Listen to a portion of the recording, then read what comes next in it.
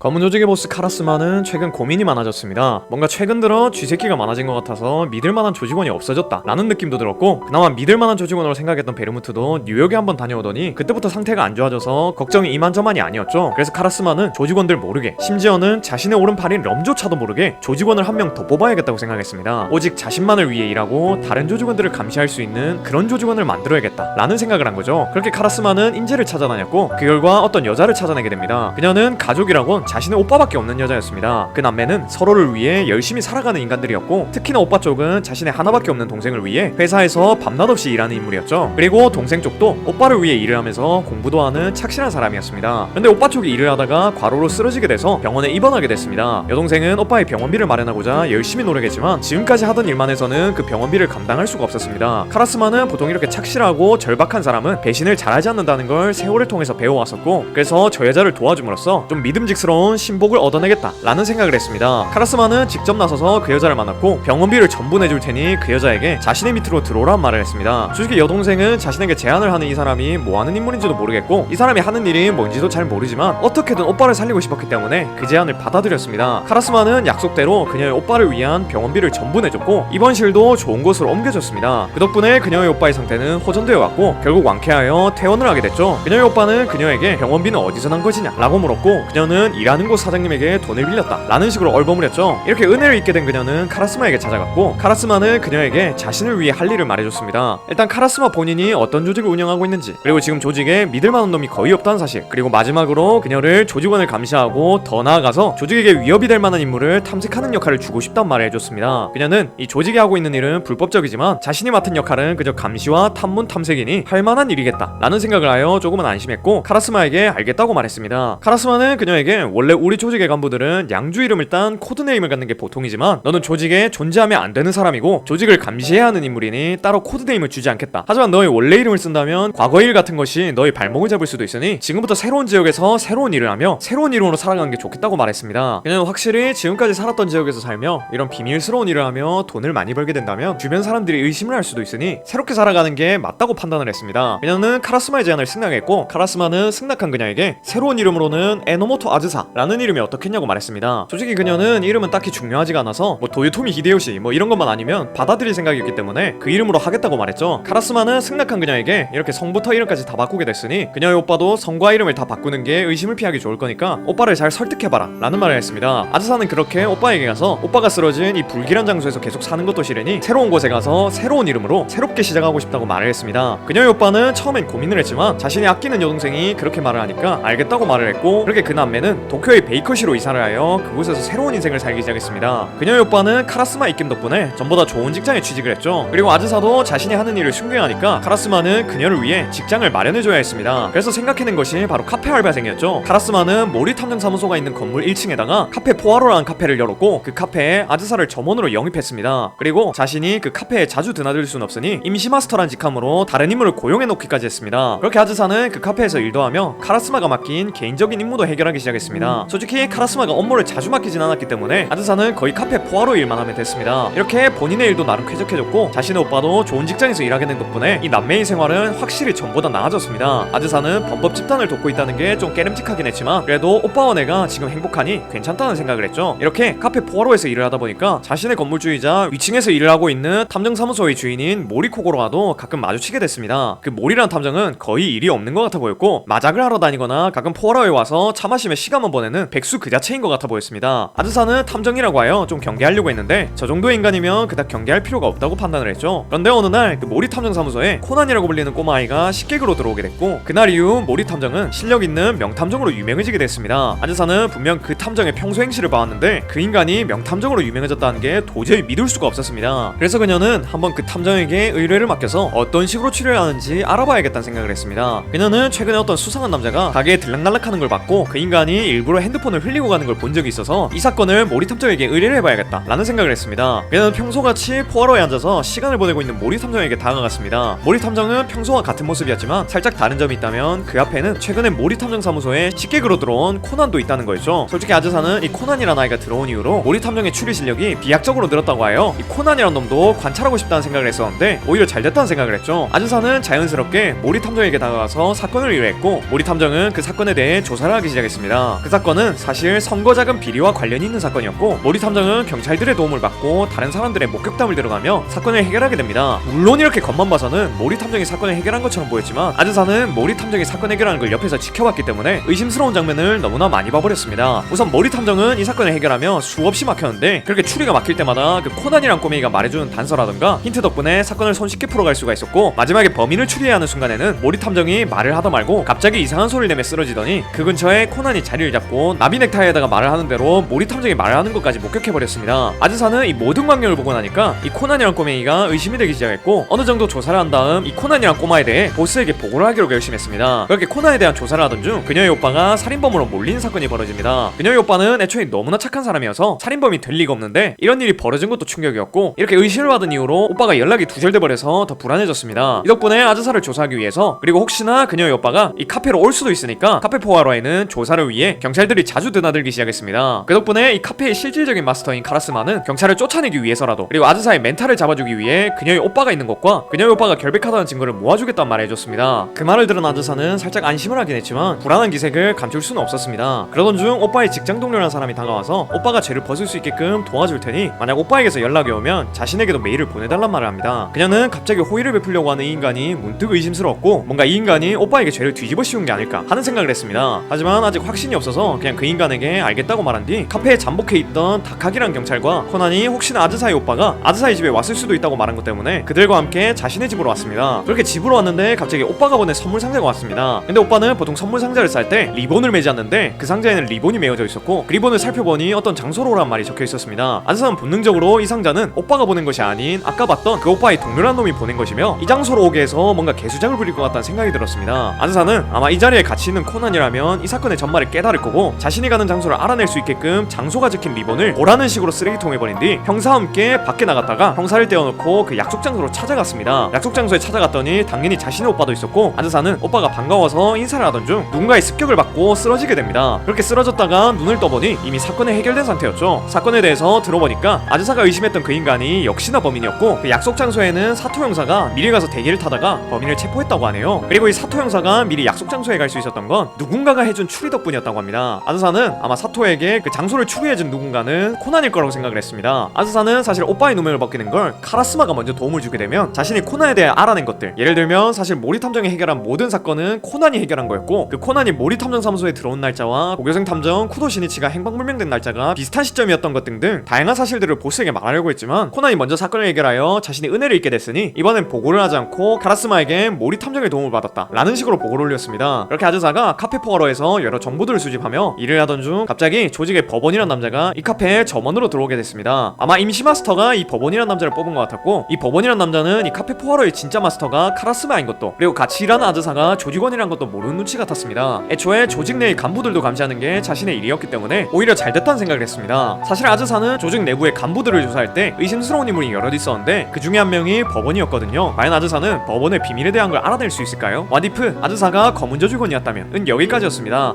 뭔가 더 풀고 싶은 얘기가 많은데 영상이 너무 길어질 것 같아서 일단 오늘은 여기서 끊어보겠습니다. 솔직히 와디프 컨텐츠는 1편만 하고 끝내는 게 정배이긴 하지만 뭔가 이 주제는 여러 편을 만들어보고 싶네요. 예외적으로 이 편은 2편도 만들어보도록 하겠습니다. 근데 반응 안 좋으면 안 만들 수도 있으니까 이 점 양해 부탁드리고 싶네요. 아무튼 이제 구독자 10만을 찍었는데 그동안 응원해주시고 영상 봐주신 모든 분들께 너무 감사드린다는 말을 전하고 싶네요. 지금까지 제 영상을 봐주셔서 너무 고맙고 전 더 재밌는 영상 더 많이 만들어보도록 하겠으니까 앞으로도 제 영상 계속 봐주셨으면 좋겠네요. 그럼 다음 시간에 만나요.